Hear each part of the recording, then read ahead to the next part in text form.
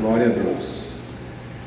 Queridos, nós já ouvimos em vários momentos desse culto hoje Deus falando conosco, porque Deus fala através daqueles que o servem, seja através do louvor, de uma canção, seja através do que já foi ministrado aqui, pastor Marcos que subiu aqui para falar de missões. Enfim, em cada momento, se você estava atento, com seus ouvidos abertos, de alguma maneira Deus falou com você já.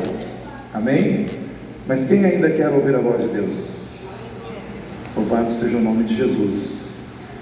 E eu quero que você abra sua Bíblia lá na carta de Paulo aos Efésios.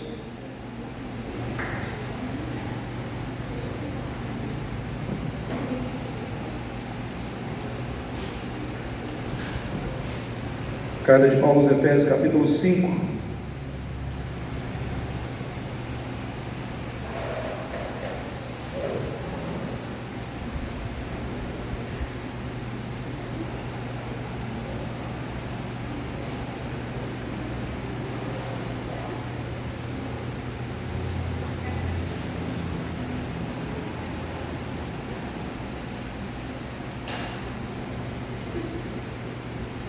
Efésios capítulo 5,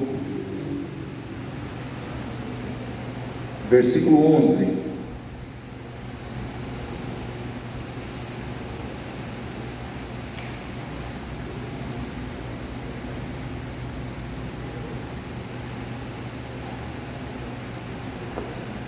Efésios capítulo 5, versículo 11 ao 16.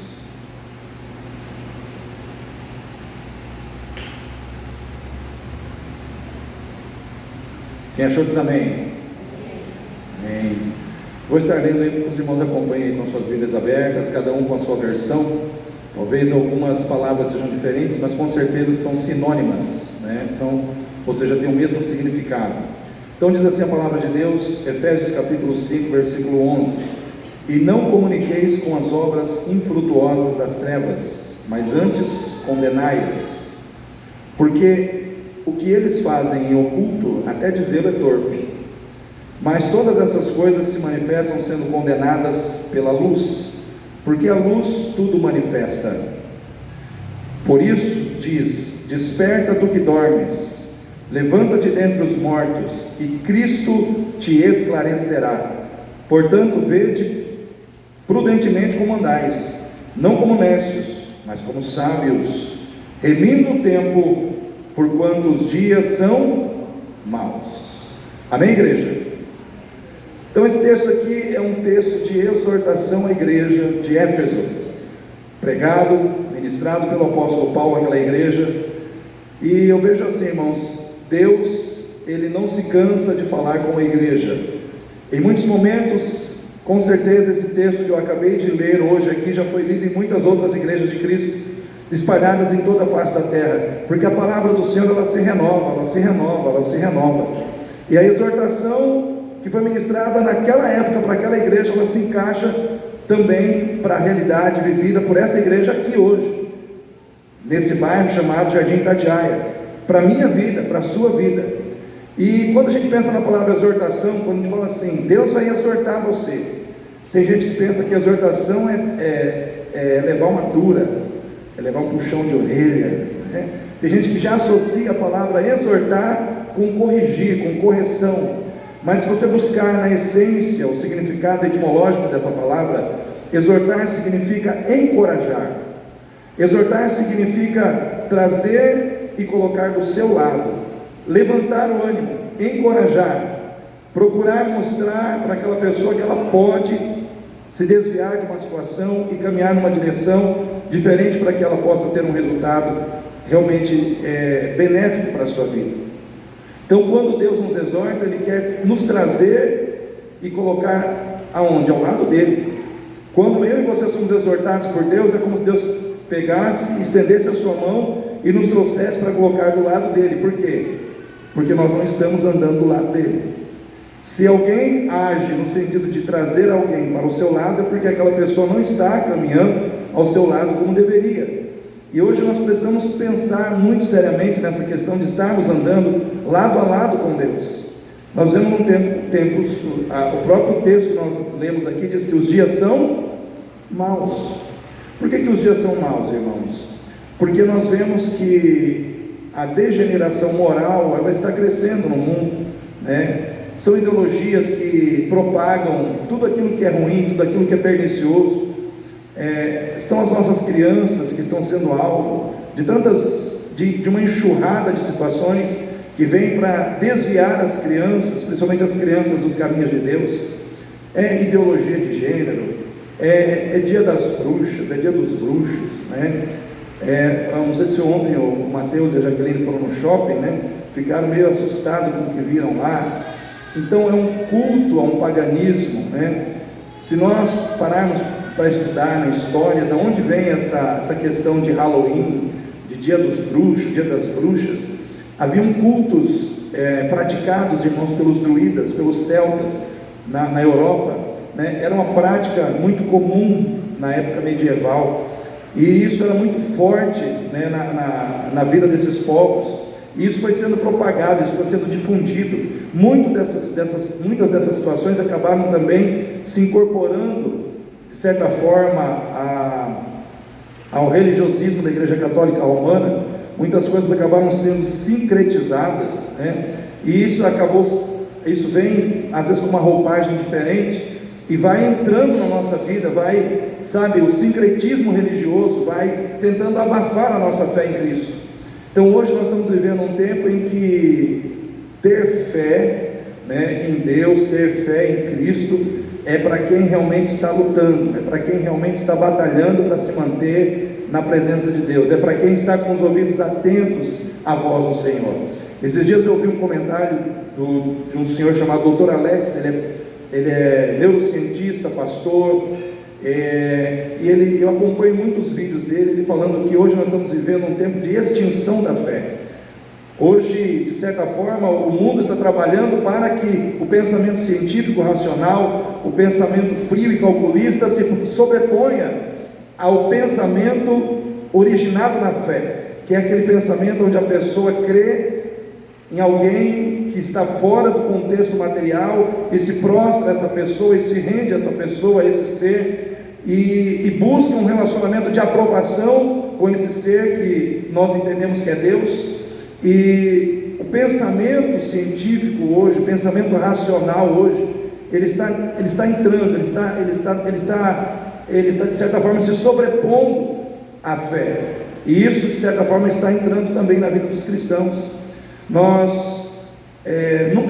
Eu particularmente nunca vi um tempo onde eu estou vendo tantos cristãos desanimados, tantos cristãos dizendo: estou desanimado, não estou conseguindo, estou sem força, não estou com ânimo para buscar. Irmãos, eu sou de uma época em que a gente fazia vigília, tinha vigília quase todo mês, e o povo ia para a vigília, e o povo buscava Deus, e o povo orava, e o fogo caía, e a gente se alegrava na presença de Deus. Hoje, se você falar de vigília, né, com um grupo, de repente você olha para o lado e volta para o grupo sumiu, porque parece que ninguém quer cultuar, ninguém quer buscar, ninguém quer pagar o preço de entrar no sobrenatural, de buscar a Deus, de exercitar a fé em Deus, e de buscar em Deus aquilo que Ele prometeu na sua palavra nos dar, né, à medida que nós o buscamos pela fé.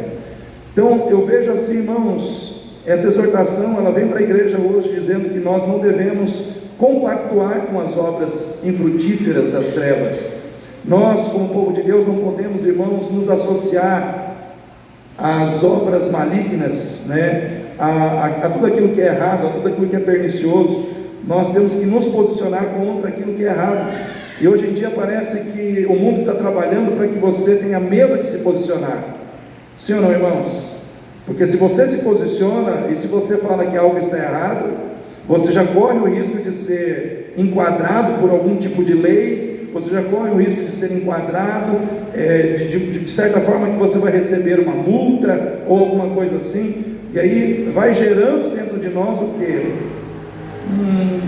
Um medo, né? uma sensação de insegurança, e aí as pessoas começam a recuar, quando na realidade nós temos que avançar. E o que eu quero aqui pensar sobre tudo isso que nós vemos nesse texto aqui, eu quero concentrar a nossa atenção no versículo 14 que diz: desperta tu que dormes, levanta-te dentre os mortos e Cristo te esclarecerá. Porque para mim o cerne, o centro, o texto-chave desses textos que nós lemos é esse aqui: despertamento. O que precisa acontecer muitas vezes na vida da igreja? Despertamento, despertar de um sono, despertar de uma situação em que os nossos olhos estão fechados para muitas coisas que não deveriam estar. Então, às vezes, o despertar é necessário até para sobreviver. Conta-se que numa viagem estava lá o pai, o marido, a esposa, os filhos no banco de trás, e já era altas da noite, e aquele pai dirigindo há muitas horas, de repente ele dorme no volante, e ele estava indo ao encontro num caminhão, e a esposa bateu nele e falou: desperta, marido. E ele despertou e jogou o carro e desviou do caminhão. As crianças acordaram assustadas, e ele encostou o carro, colocou o carro no acostamento, e as crianças falaram: o que aconteceu? Aí a mãe disse: filhos, o papai cochilou, ele estava cansado, ele adormeceu no volante, e ele quase bateu num caminhão, mas ele despertou a tempo, para que nós não morrêssemos. E muitas vezes, queridos, a realidade, vamos dizer assim, de cada um de nós, de certa forma, se encaixa com a realidade dessa família que está lá naquele carro, aonde alguém está cansado, aonde alguém está fustigado, pelo cansaço, e os olhos estão fechando, e o risco de morrer pode acontecer. Por quê? Porque alguém dormiu na hora errada, porque alguém dormiu na hora que deveria estar acordado. E eu vejo que muitas vezes, irmãos, a palavra de Deus, ela vem ao nosso encontro como uma palavra de alerta, de despertamento, para que seja evitado na nossa vida um acidente espiritual que pode gerar morte, perdas, machucaduras, ferimentos, enfim, que vai trazer algum tipo de situação ruim sobre as nossas vidas. Desperta, tu que dormes, levanta-te dentre os mortos, e Cristo te esclarecerá. Nesse texto aqui existem duas ações. Existe uma ação que é de Cristo. Cristo é aquele que esclarece, Cristo é aquele que ensina, Cristo é aquele que capacita, aqueles que nele creem. Mas para que a gente possa receber o esclarecimento, para que a gente possa receber o ensino, a capacitação que vem de Cristo, nós precisamos despertar. E eu vejo que a igreja hoje ela precisa despertar.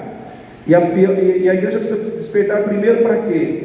Para buscar a Deus, para se encher da presença de Deus, para que haja um avivamento espiritual em nossas vidas, irmãos. O que é, irmãos, avivamento? É aquela experiência de você avivar de novo, sabe, de você trazer de novo a chama que estava se apagando. É você pegar uma chama que está quase se extinguindo e fazer ela ficar forte de novo. E muitas vezes isso precisa acontecer na minha vida e na sua. A chama da fé, a chama do amor, a chama do fervor espiritual. Eu vejo que muitos crentes hoje estão vivendo uma vida espiritual sem fervor, estão vivendo uma vida espiritual sem vontade de buscar as coisas espirituais. Sabe aquela situação de você se acostumar a um automatismo religioso? O que é automatismo religioso, pastor? É aquela situação de você fazer tudo no automático. Você ora no automático, você vai à igreja no automático, você faz tudo no automático. Até a sua oração é aquela oração automática, já tem um início, um meio e um fim. E muitas vezes a gente não para avaliar a qualidade, a profundidade da motivação que está por trás das nossas ações espirituais. A gente simplesmente se conforma porque está fazendo. Estou indo à igreja, eu estou orando, eu leio a Bíblia, mas muitas vezes a gente não está avaliando como que está sendo esse ir à igreja, como que está sendo esse ler a Bíblia, como que está sendo esse orar. Às vezes esse orar é uma coisa tão sem significado, às vezes, na vida da pessoa, mas ela acha que pelo fato de ela estar fazendo está suficiente. Às vezes a pessoa lê a Bíblia, na hora que o pastor abre a Bíblia aqui no púlpito e lê, aí a pessoa considerou aquilo como leitura da Bíblia. Ou às vezes a pessoa lê a Bíblia em casa uma vez por mês, um versículo só, mas eu estou fazendo. Irmãos, nós temos que parar para avaliar que muitas vezes nós estamos vivendo um religiosismo só de aparência, sem profundidade espiritual, sem fervor espiritual, porque estamos nos acostumando a viver sem fervor, estamos nos acostumando a viver, irmãos, um cristianismo onde a gente simplesmente faz as coisas, mas na superficialidade. E eu quero dizer para você, na superficialidade, para esse tempo que a gente está vivendo, não dá, irmãos, porque os dias são maus, os dias não são bons, os dias são maus, os dias são de luta, os dias são de embate contra Satanás, suas hostes espirituais, contra aqueles que estão servindo ao inimigo, né, lá fora. E nós muitas vezes estamos acomodados, vivendo uma vida espiritual anêmica, uma vida espiritual onde a gente vai uma vez no domingo à noite na igreja e acha que cumpriu a nossa obrigação espiritual. Irmãos, desperta tu que dormes, levanta-te dentre os mortos, e Cristo te esclarecerá. Essa palavra, ela não é para quem está morto, essa palavra é para quem está dormindo, porque o texto não diz desperta você que está morto, desperta tu que dormes. Às vezes nós estamos dormindo espiritualmente para uma vida de busca, para uma vida de consagração a Deus, irmãos, e é o que nós precisamos hoje para viver um grande avivamento na nossa vida. E quando eu penso nisso, eu me lembro do que aconteceu nos Estados Unidos. Talvez muitos já tenham até esquecido, naquela faculdade lá de Asbury, onde as pessoas ficaram ali buscando a Deus por um período longo ali de tempo, começaram a adorar a Deus, jovens, e ali de repente pessoas começaram a vir de vários lugares e foram para lá, e não tinha nenhum pastor de renome, nenhum cantor de renome conduzindo, eram simplesmente jovens que começaram a adorar a Deus, que começaram a buscar a Deus, e não queriam sair da presença de Deus. Quantos lembram disso aí? Irmãos, e foi juntando gente, e na mídia foi sendo noticiado que eles estavam lá, já tinha passado uma semana, 2 semanas, eles estavam ali buscando a Deus. Houve um avivamento naquele lugar, um avivamento que não teve a ver com evangelismo, o povo não saiu na rua evangelizando os perdidos, um avivamento que não teve a ver com distribuição de cestas básicas. Está acontecendo um avivamento onde muitas pessoas estão entregando cestas básicas para os carentes. Não que isso não seja importante, entregar cestas básicas, fazer ação social, cuidar da necessidade dos perdidos, isso é muito importante. Evangelizar quem está perdido, levar o evangelho da salvação a quem não tem salvação, é muito importante. Mas irmãos, mais importante ainda, mais importante do que tudo isso hoje, é buscar a Deus, é simplesmente estar na presença de Deus e se encher da presença dEle. Porque, irmãos, sem Deus a gente não faz nada. Você pode ter as melhores estratégias do mundo, você pode ter os melhores cursos para fazer tudo que você precisa fazer no reino espiritual, mas se não tiver poder, se não tiver a presença de Deus te enchendo, te capacitando, renovando você de dentro para fora, nada acontece. Nós precisamos nos encher da presença de Deus. E eu lembro, irmãos, que eu fiquei acompanhando aquela busca, eu fiquei acompanhando ali aquele povo ali que estava buscando a Deus, e o que me marcou foi o testemunho de um norte-americano chamado David Bennett. Se você quiser, você vai lá no Google e busca lá, David Bennett. Esse senhor, ele saiu com a esposa dele de um outro estado, dos Estados Unidos, e foram lá, atravessaram, não sei, uma distância grande em quilômetros para chegar ali. E eles chegaram ali, e ele disse para a esposa: nós vamos ficar aqui 1 hora só, depois a gente vai embora. E ele disse que quando eles chegaram lá, não havia ali nenhum pregador de renome, não havia ali grandes bandas, havia apenas jovens conduzindo ali a oração, a adoração a Deus, de uma maneira assim, muito sincera, né? De uma maneira muito suave, e eles estavam ali orando, e orando, e orando, e buscando, e buscando, e buscando, e quando eles viram, tinham passado 3h30, e eles nem perceberam que havia passado 3h30, e eles saíram, ele conta que ele chorou muito, a esposa dele se quebrantou muito, ele também se quebrantou muito, e eles saíram e voltaram para a sua terra, para o seu estado, né? Para o seu local de origem, e ele tomava um remédio controlado, porque ele tinha uma doença crônica, e quando ele chegou na cidade, ele foi ao médico para buscar o remédio, só que o médico pediu um exame antes de receitar o remédio, e quando ele fez o exame, levou para o médico olhou o exame e falou: eu não sei o que aconteceu, mas a doença que estava em você não está mais, ela sumiu da sua vida. Irmãos, não havia nenhuma placa lá, venha para ser curado, ninguém chegou lá e disse, receba a cura em nome de Jesus. Simplesmente eles foram buscar a Deus, eles foram estar na presença de Deus, eles foram adorar a Deus. Não havia no coração dele o propósito de ir lá para sair de lá curado. Ele foi lá simplesmente para se encher da presença de Deus, mas se enchendo da presença de Deus, ele recebeu cura, ele recebeu restauração para a sua saúde. Eu quero dizer para você, querido, aquele Deus que deu saúde àquele homem está aqui para dar saúde a você. Aquele Deus que restaurou a vida daquele homem, ele está cheio de cura para entregar para você, para curar a sua alma, para curar o seu corpo, para curar o seu espírito, mas você precisa entender no seu coração que é tempo de buscar a face do Senhor. Lá em Jeremias capítulo 29:13 diz assim: buscar-me-eis e me achareis, quando me buscareis de todo o vosso coração. O nosso Deus, Ele quer ser achado. Serei achado de vós, diz o Senhor, mas nós temos que buscá-lo. Talvez uma das maiores dificuldades para você nesse tempo seja buscar a Deus, porque hoje, irmãos, as pessoas não estão dando importância à busca pelo Senhor. As pessoas estão sendo induzidas, doutrinadas, consciente ou inconscientemente, pela ação do mundo, de que não vale a pena buscar a Deus. E eu estou aqui nessa noite dizendo para você: desperta, desperta tu que dormes, desperta, porque é tempo de buscar a Deus, é tempo de estar na presença do Senhor. Aquele que busca estar com Deus está buscando a melhor parte, está buscando o que há de melhor para a sua própria vida.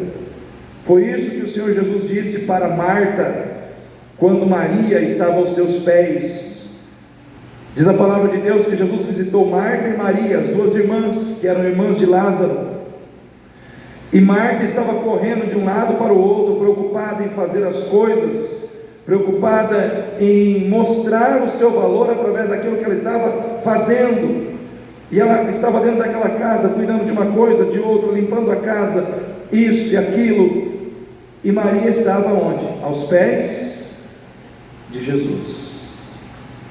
Maria estava aos pés de Jesus, e chegou um momento em que Marta chamou a atenção de Jesus: Senhor, o Senhor não vai fazer nada? Só voltou a chamar Marta de preguiçosa. Essa preguiçosa não vem me ajudar, o Senhor aí não vai mandar ela me ajudar, eu estou aqui correndo de um lado para o outro. Talvez na mente de Marta, irmãos, ela estava certa ao entender que ela deveria cobrar que Maria saísse dos pés de Jesus e fosse ajudá-la naquele momento. Eu penso que no coração de Marta ela estava cheia de razão, porque ela, no seu entendimento, ela estava certa e Maria estava errada. Maria estava sendo uma pessoa ociosa, preguiçosa. No seu pensamento, Maria estava perdendo tempo. Ela poderia estar usando o tempo dela naquele momento para fazer algo que fosse mais relevante ali dentro da casa. Só que Marta recebe uma resposta que ela não esperava receber. Jesus olha para ela e diz: Marta, você está cansada, afadigada e preocupada com muitas coisas. Maria, porém, escolheu a melhor parte e não lhe será tirada.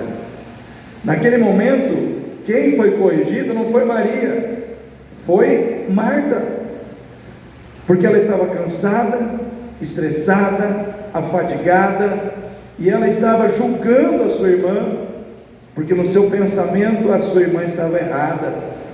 E às vezes, irmãos, eu olho para Marta e Maria e vejo nessas duas personagens bíblicas, nesses dois personagens bíblicos, o perfil de dois crentes. Marta representa aquele crente que está correndo de um lado para o outro, preocupado, estressado com muitas coisas, e porque está preocupado, porque está estressado, porque está cansado, não tem paciência, com muita facilidade julga, com muita facilidade pensa que o outro está errado, com muita facilidade se enche de razão, e muitas vezes não tem paciência. Por quê? Porque não está buscando a Deus.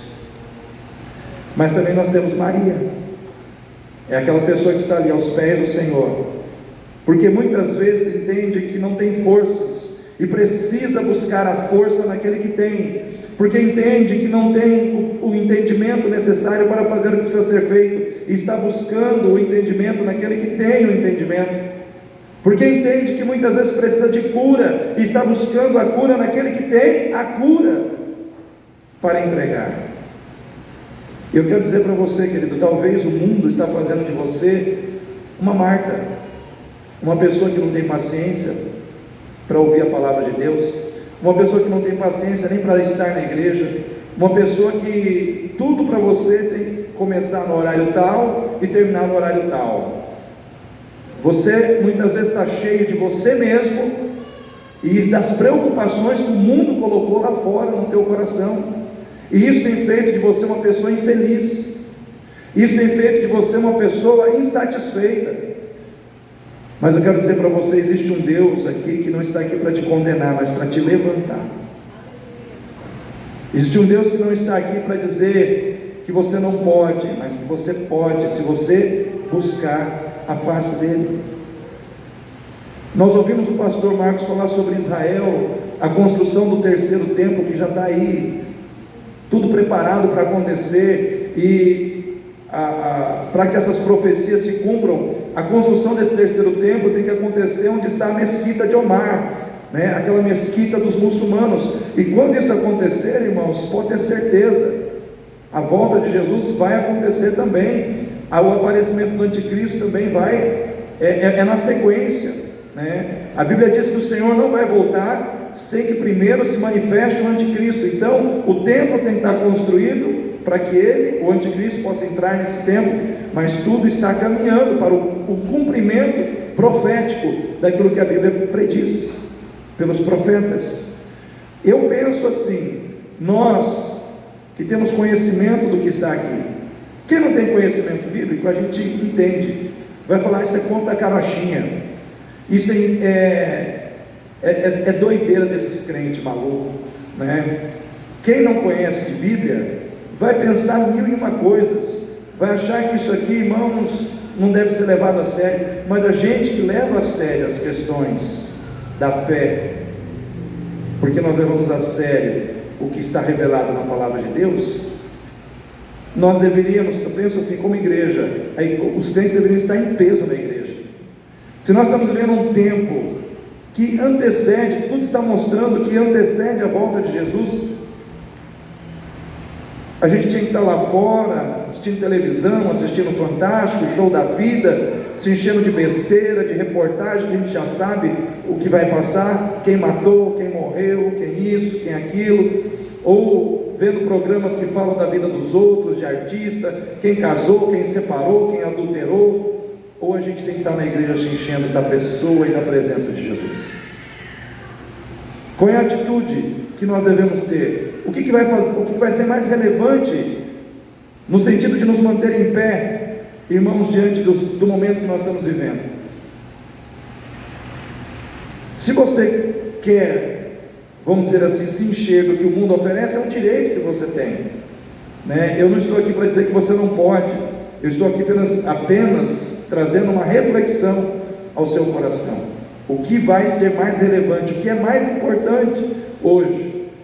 Desperta, igreja, desperta, tu que dormes, desperta para olhar com olhos espirituais o que está acontecendo, porque a palavra de Deus diz: aquele que tem ouvidos, ouça o que o Espírito diz à igreja. Por quê, irmãos? Porque nem todo mundo tem ouvido para ouvir o que o Espírito está dizendo. Tem muita gente que não tem ouvidos espirituais para levar a sério as coisas de Deus. Mas é tempo de nós despertarmos.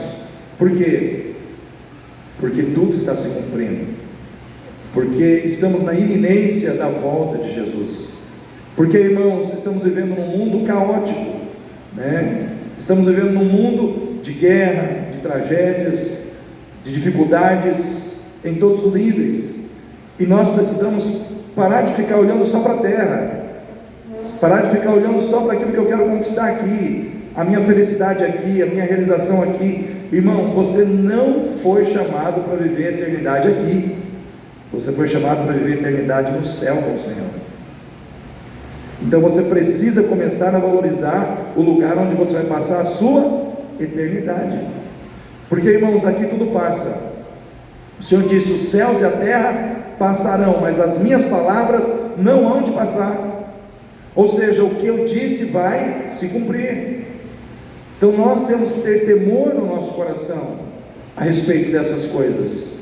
Desperta, tu que dormes, para buscar a Deus, porque à medida que você buscar ao Senhor, você vai experimentar as bênçãos, os milagres que Ele tem para entregar para você.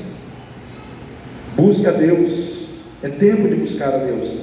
A nossa última semana de oração, pelo menos eu programei novembro para ser o último mês, né? Se a igreja quiser, a gente vai para dezembro. É que dezembro geralmente é um mês atípico, né? Mas não será nessa semana agora, será na próxima, né? Então eu espero ver você aqui buscando a Deus em oração. Uma semana buscando a Deus em oração, uma semana de oração todos os dias, 1 hora de oração, para nós intercedermos pela nossa casa, pela nossa família, pela igreja, né, pela salvação dos perdidos. Nós precisamos fazer isso, irmãos. Deus não precisa de você e nem de mim, mas nós precisamos de Deus. Amém? E nós precisamos de Deus. Aquele que busca, encontra.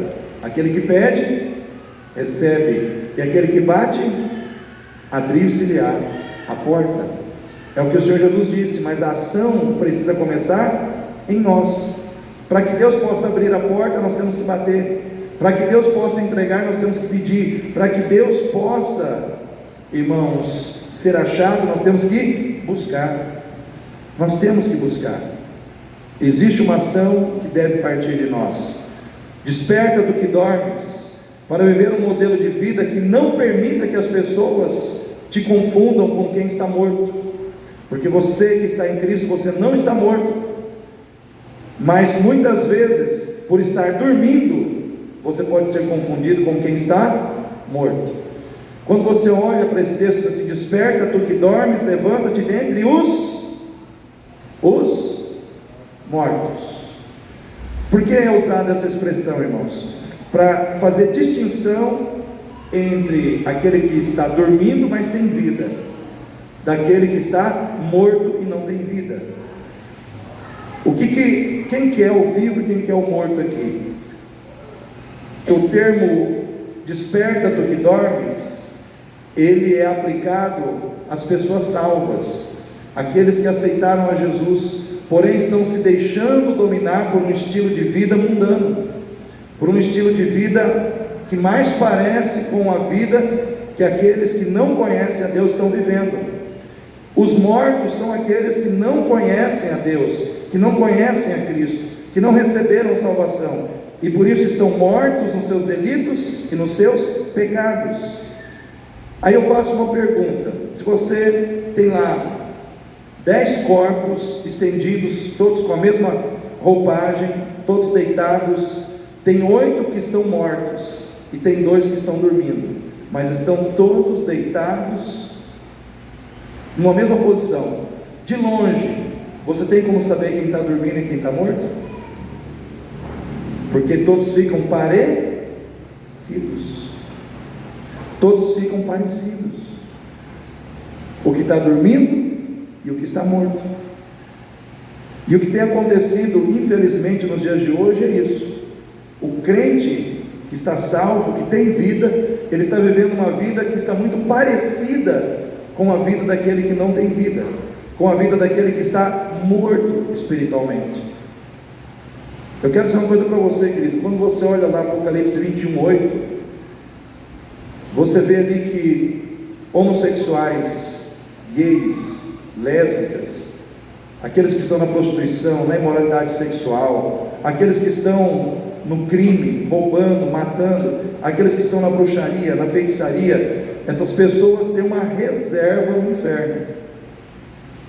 Porém, se essas pessoas que eu acabei de citar, elas aceitarem a Jesus como Senhor e Salvador de suas vidas, elas cancelam essa reserva no inferno e conquistam uma reserva no céu. Amém? Agora você que é crente, que está dentro da igreja, que diz que aceitou a Jesus, mas é hipócrita, mentiroso, adúltero, fofoqueiro, maldizente, beberrão, você está cancelando a sua reserva no céu e conquistando uma reserva no inferno. Então nós temos que entender o seguinte: a maneira como nós estamos vivendo deve revelar quem nós somos. A maneira como nós vivemos deve revelar se verdadeiramente nós temos vida ou não temos vida em Cristo. A Bíblia nos mostra que sempre teve o crente espiritual e o crente mundano. Sempre teve. E vai existir até o fim. Vai ter o crente espiritual e o crente mundano. E a Bíblia também nos dá algumas explicações do porquê disso. Se você abre a sua Bíblia, por exemplo, em 1 Coríntios capítulo 3, você vai ver que o mundanismo ele é atribuído à carnalidade, né? O que o apóstolo Paulo fala em 1 Coríntios capítulo 3? 1 Coríntios capítulo 3, ele diz assim: irmãos, não vos pude falar como a espirituais, mas como a carnais, como a meninos em Cristo. Com leite vos criei, e não com carne, porque ainda não podíeis, nem tampouco ainda agora podeis, porque ainda sois carnais, pois havendo entre vós inveja, contendas e dissensões, não sois porventura carnais, e não andais segundo os homens. Então aqui o apóstolo Paulo ele está dizendo assim, que muitos crentes às vezes têm uma atitude mundana porque estão andando na carne. É crente, mas é carnal. É crente, mas está na carne. E o crente que está na carne, ele anda na inveja, ele anda na contenda, ele anda na discórdia. Aí você olha um crente carnal e olha uma pessoa que não se converteu a Cristo, você não sabe quem é salvo e quem não é. Por quê? Porque os dois estão andando do mesmo jeito, estão tendo as mesmas atitudes. Então, muita gente dentro da igreja confessou a Cristo, até passou por um batismo, mas está andando na carnalidade. Você vê lá um camarada que está fora da igreja, que não conhece a Cristo, bebendo, de repente você encontra um crente bebendo também. Você encontra lá um camarada mentindo, aí de repente você encontra um crente mentindo também. Ou seja, a vida está igual. Sabe qual é a palavra de Deus para essas pessoas? Desperta, tu que dormes, levanta-te dentre os mortos, e Cristo te esclarecerá. Cristo te esclarecerá. Precisa haver um despertamento.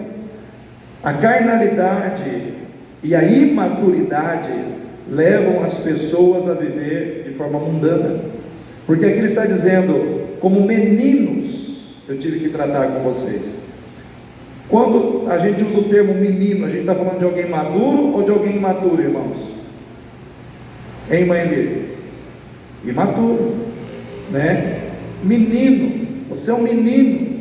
Ou seja, o imaturo é aquela pessoa que você não pode tratar de forma séria, porque ele não vai te atender. Não adianta você falar de assuntos complexos com uma criança, porque ela não vai conseguir reagir. Então muita gente está mundana dentro da igreja porque não cresce. Entra ano, passa ano, entra outro ano, e a pessoa está no mesmo estágio, com as mesmas manias, com os mesmos erros, com as mesmas tendências, não cresce. Então a sua falta de crescimento é um problema, porque o crente que cresce, ele começa a agir de maneira diferente, ele começa a ser mais espiritual, ele começa a deixar para trás as coisas da imaturidade, ele começa a deixar para trás as coisas que estão relacionadas ao mundo e ao mundanismo. Um crente maduro, você não precisa ficar cobrando ele. Por quê? Porque ele é maduro. Você não precisa falar para um crente maduro que ele tem que evangelizar. Ele evangeliza. Amém, igreja? Amém, igreja? Você não precisa falar para um crente maduro que ele tem que perdoar. Ele perdoa. Pode ser a situação mais difícil de ser perdoada, mas ele perdoa. Por quê? Porque ele é maduro. Um crente maduro, você não precisa exigir muitas coisas dele. Por quê? Porque a maturidade dele cobra ele. Sim ou não, irmãos? Quando você é maduro, a tua maturidade te cobra. Não precisa que um terceiro te cobre. Não precisa que alguém põe o dedo na tua cara e fala, você tem que fazer assim. Não precisa, porque você é maduro. A sua maturidade cobra de você uma atitude condizente com quem você é. Então nós que estamos na igreja, precisamos avaliar se somos maduros, se somos imaturos. O crente imaturo, você não pode cobrar ele, você não pode chamar a atenção dele, porque ele já fica dodói, ele fica bicudo, ele quer desistir da igreja, ele já acha que está perseguindo, aí você tem que fazer cura interior com ele, porque ele entra em crise com facilidade. O crente maduro não. Você chega, fala com ele, ele entende, ele compreende as coisas. Quem é você quando você é cobrado? Qual é a atitude que você tem quando alguém toca no seu carro? Quando alguém fala aquilo que você não gosta de ouvir? Como que você reage? Tudo isso demonstra a sua maturidade ou a sua imaturidade. Então, lá em Efésios, também fala de maturidade, que é a carta onde nós estamos sendo ministrados. Efésios capítulo 4 diz assim, versículo 14: para que não sejamos mais meninos inconstantes, levados em roda por todo o vento de doutrina, pelo engano dos homens que com astúcia enganam fraudulosamente. Antes, seguindo a verdade em amor, cresçamos em tudo naquele que é a cabeça, Cristo. Quem é a cabeça da igreja, irmãos? Quem é a cabeça da igreja? Cristo. Amém? Porque a igreja é um corpo. Eu sou mão, você é pé, outro é braço, outro é nariz, outro é orelha, mas a cabeça é Cristo. Porque é a cabeça que governa, é a cabeça que dá os direcionamentos. Então, qual é o propósito nesse versículo aqui? Nos mostrar que imaturidade e inconstância são dois problemas na nossa vida. Quando nós estamos inconstantes e imaturos, nós somos facilmente enganados, nós somos facilmente ludibriados pelo engano. Para nós não sermos enganados e levados a roda por todo o vento de doutrina, nós temos que crescer e nós temos que ser constantes. O que é uma pessoa constante? É uma pessoa que mantém um ritmo, não é aquela pessoa do de vez em quando. A pessoa inconstante é a pessoa do de vez em quando. De vez em quando eu oro, de vez em quando eu vou na igreja, de vez em quando eu entrego o dízimo, de vez em quando. Então você é inconstante. Agora aquela pessoa que é constante, vem a dificuldade, vem a luta, vem os problemas, mas ela se mantém firme. ela não arreda o pé, ela se mantém firme na sua vida devocional, na sua vida de fidelidade a Deus, na sua vida de consagração a Deus, porque problemas vão ter para todo mundo, irmão. Problema vai ter para todo mundo aqui, mas cabe a nós vencer os problemas em Cristo, amém? Eu não posso usar os meus problemas como desculpa para não orar, para não buscar, para não estar na igreja. Então, sede firmes e constantes, sempre abundantes na obra do Senhor, sabendo que o vosso trabalho não é vão no Senhor. Todos nós temos que vencer lutas, problemas, dificuldades, e mais, nós temos que vencer a nós mesmos. Sabia que você é um grande inimigo seu, pior que o diabo? Nossa, pastor, eu sou pior que o diabo? Às vezes sim, irmão, porque o diabo ele já está vencido, o diabo já foi derrotado, você não. Você precisa se vencer a cada dia. O diabo ele só tem ação na tua vida quando você dá brecha, amém? Fala para o seu irmão aí, não dá brecha, irmão. O diabo ele fica doido, ele fica feliz da vida quando você dá a brecha que ele precisa, né?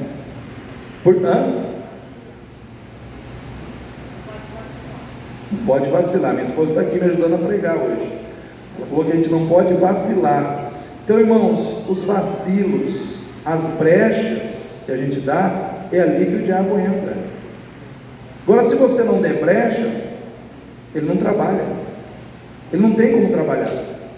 Só que quando você está desanimado, quando você está permitindo que as frustrações, os problemas, as dificuldades te paralisem, aí fica difícil, porque é uma situação que você precisa vencer, com você mesmo, em oração, diante de Deus, perseverando, lutando, não entregando os pontos.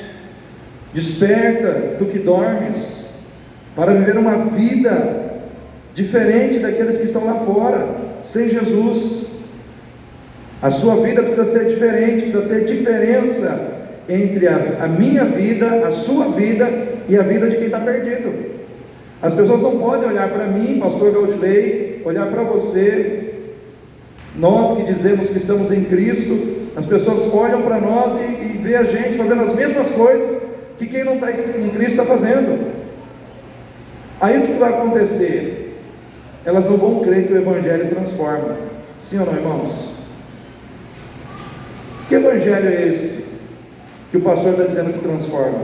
Não estou vendo mudança, não estou vendo transformação nenhuma, né? A minha vida e a sua vida transformada é a evidência do poder transformador do Evangelho de Cristo, amém? É evidência, nós temos que evidenciar. Irmãos, por que muitas vezes crentes são mundanos dentro da igreja? Já falamos o primeiro motivo: carnalidade, imaturidade. Mas nós também temos 1 João 2,19. O que está escrito em 1 João 2,19? Abra sua Bíblia lá. 1 João 2,19. 1 João capítulo 2, versículo 19, diz assim: saíram de nós, mas não eram de nós, porque se fossem de nós, ficariam conosco, mas isto é para que se manifestasse que não são todos de nós. O que está dizendo aqui, irmãos? Que muitos estão dentro da igreja mundanos, porque não se converteram. Caminharam dentro da igreja, passearam dentro da igreja, ficaram um tempo dentro da igreja, mas não conseguiram ficar, porque não eram convertidos. Então existe a pessoa que é mundana, é crente, mas é carnal e imaturo. Mas existe aquele que é mundano, que nem se converteu, está dentro da igreja, mas nunca se converteu de verdade. E o que acontece com essa pessoa? Não vai conseguir ficar, não vai conseguir ficar na casa de Deus, não vai conseguir ficar na presença de Deus, porque sem conversão, Sem conversão, ninguém fica, irmãos. Se você não tiver convertido a Cristo, você não fica na presença de Deus. Porque uma coisa é você estar na igreja, outra coisa é você estar em Cristo.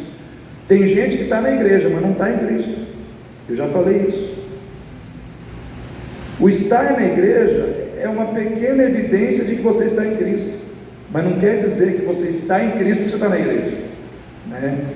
Então nós temos que avaliar todos os dias: eu estou em Cristo, eu estou verdadeiramente firmado em Cristo. Cristo é o Senhor da minha vida, porque Cristo não entrou na sua vida só para ser Salvador, Ele entrou na sua vida para ser Senhor. Se Ele é Senhor, é Ele que governa a sua vida, amém? A voz de comando não está com você, está com Ele. Então você obedece, você caminha de acordo com aquilo que Deus estabeleceu. Terceiro, irmãos, desperta tu que dormes para viver com compromisso seus relacionamentos pessoais. Primeiro, desperta para viver com compromisso seu relacionamento conjugal. Quem é casado? Levanta a mão aí. Quem é casado tem que vigiar o seu casamento. Você acha que é fácil ficar casado? Você acha que é moleza ficar casado hoje? Não é. Primeiro que você pega uma pessoa totalmente diferente, criada num ambiente diferente, numa cultura diferente, e une com outra pessoa totalmente diferente, criada num ambiente diferente, com costumes totalmente diferentes. Só de unir essas duas pessoas já é um grande milagre. Agora, fazer com que elas caminhem juntas até o fim da vida, porque casamento não é uma aventura. Casamento é uma união estável para a vida toda, debaixo do propósito de Deus, debaixo da vontade de Deus. Tem muita gente que casa como se fosse uma aventura. Eu vou casar só para aventurar. Não deu certo, eu saio fora. Irmãos, não é assim. A gente casa para viver com a pessoa até que a morte os separe. Amém, igreja? Amém, igreja? Agora, é preciso ter compromisso. É preciso ter compromisso com uma palavrinha chamada reciprocidade. Sabe o que é reciprocidade? Reciprocidade é uma vertente do princípio da justiça que implica em você dar na mesma proporção aquilo que você recebe do outro. Reciprocidade é isso, é você dar na mesma proporção aquilo que você recebe. E no casamento tem que ter isso, sim ou não, irmãos? É dar amor na mesma proporção, é dar carinho na mesma proporção, é dar respeito na mesma proporção, é dar fidelidade na mesma proporção, é se doar ao outro na mesma proporção que o outro se doa a você. Porque não é justo dentro de um relacionamento que só um se doe e o outro não. Sim ou não, igreja? Imagina você num relacionamento onde só você cede, onde só você faz a vontade do outro e o outro nunca faz o que você quer. Esse casamento vai ser feliz? Por um lado só, né? Mas tem uma frase que diz que para ser bom tem que ser bom para os dois lados. Tem que ser bom para os dois lados. E isso envolve a capacidade de amar o outro sacrificialmente. E aí que a coisa pega, porque você tem que abrir mão do seu querer para fazer o querer do outro. Mas isso é um compromisso. Você assumiu esse compromisso quando você disse sim lá no altar, e ninguém te obrigou. Ninguém colocou um 38 e disse: fala sim aí. Foi assim? Foi assim, Alessandro? Não, né? Comigo também não foi. Eu falei de livre e espontânea vontade, né?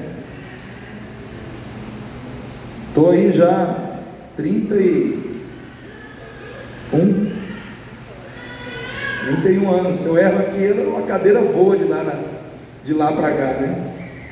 Então, 31 anos dizendo sim, porque é fácil dizer sim no altar, difícil é você dizer sim durante 30 anos, 50 anos, todos os dias dizendo sim, sim, sim. mas é um compromisso. Amém, igreja? Viva com compromisso o seu relacionamento como pai e mãe dos seus filhos.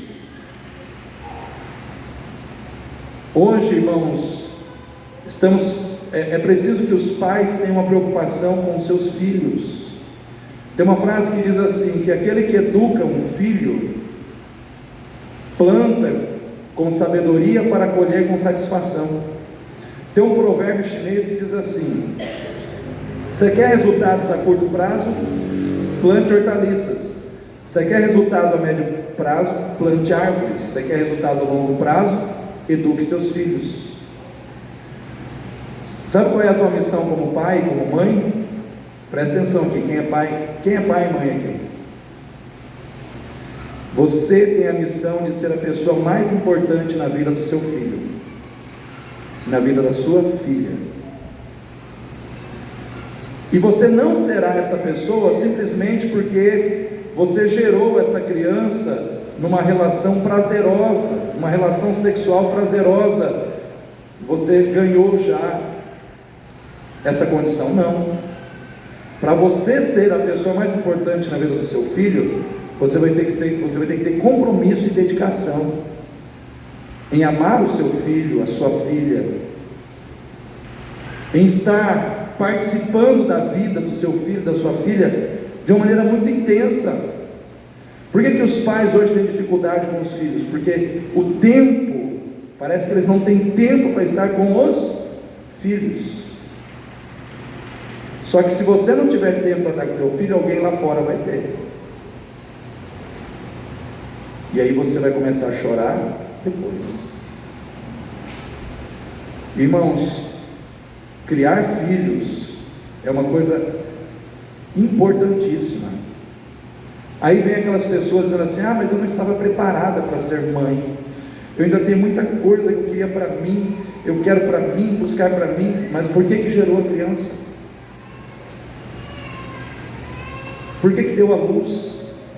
Então, quando a pessoa age desse jeito, a pessoa está dizendo que ela é imatura, transferindo para o homem que ele é imaturo, que ele está pensando ainda muito em si próprio, nas coisas que está buscando para si.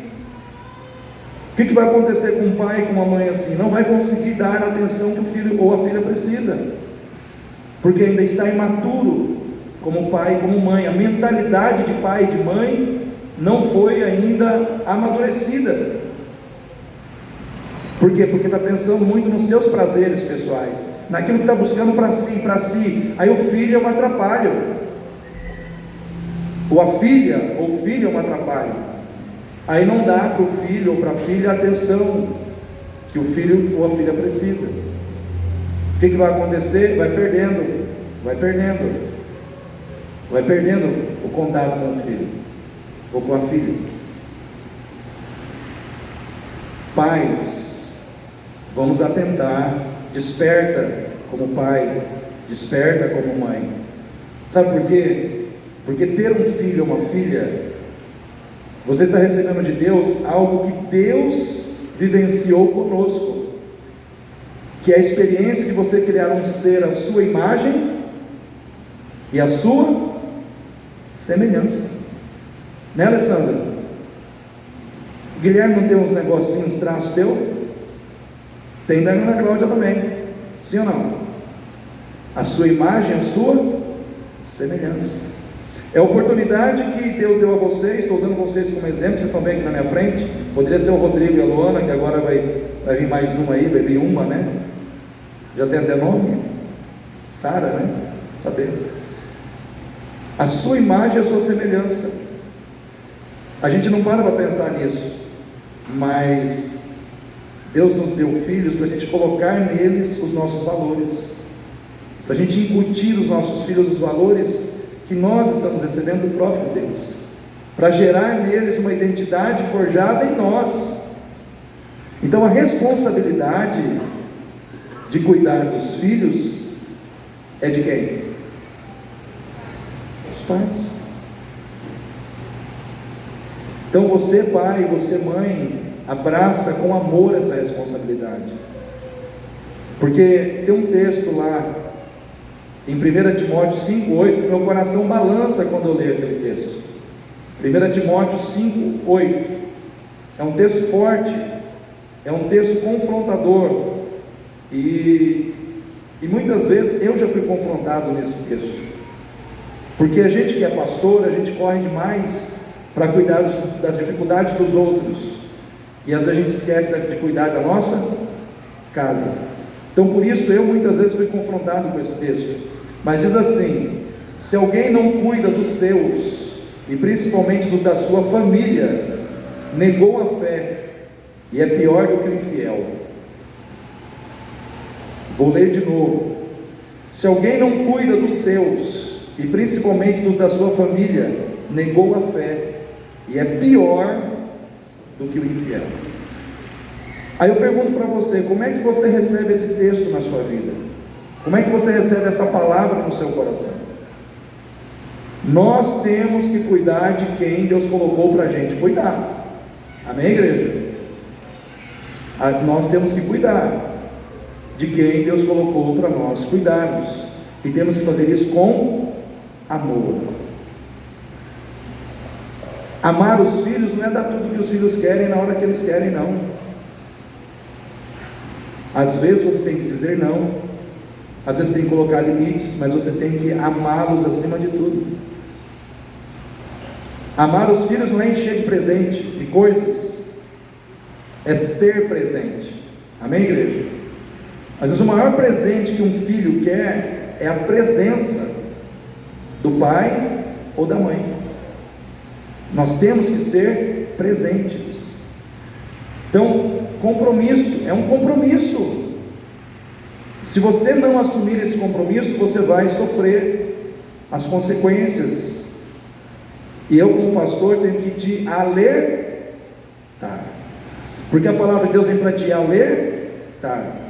Se você vai fazer ou não, isso é problema seu, não é meu, né? Isso é um problema seu, com a sua consciência, com Deus, mas eu tenho que te alertar.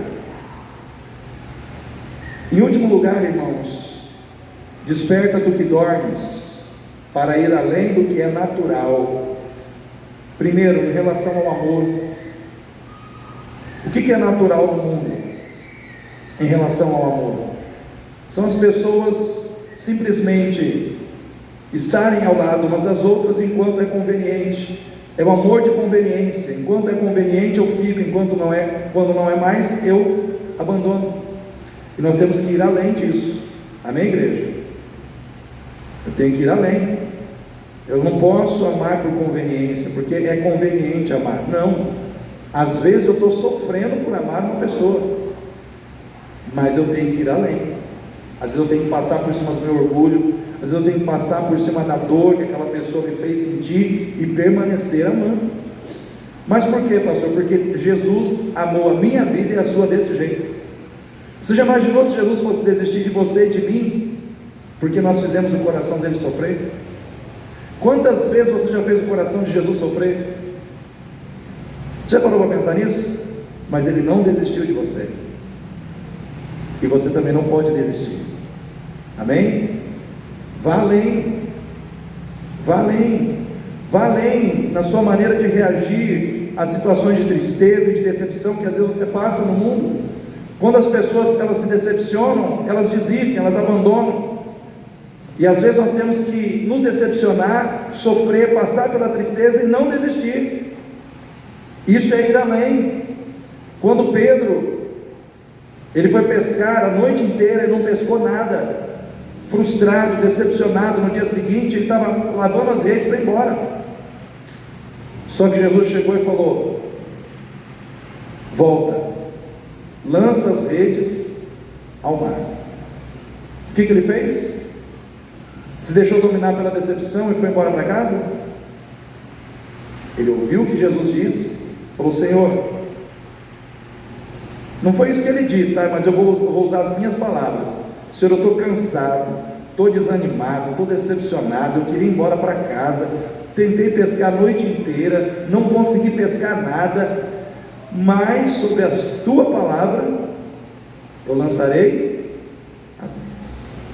Essa primeira parte que eu falei, tudo não está na Bíblia não, tá, irmãos? Estou tentando traduzir o que estava no coração de Pedro, tá? Mas era mais ou menos isso. Está cansado, desanimado, frustrado, decepcionado, mas ele lançou as redes.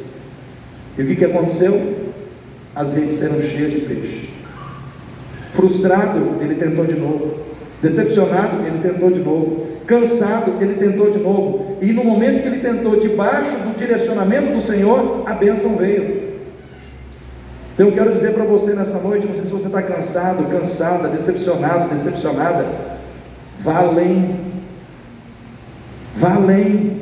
Desperta para ir além do que é comum, do que é natural. O natural seria desistir, o natural seria jogar a toalha, mas você é alguém que Deus levantou para ir além. Você é alguém que Deus levantou para ir adiante, para vencer dificuldades, porque Ele te dá essa condição.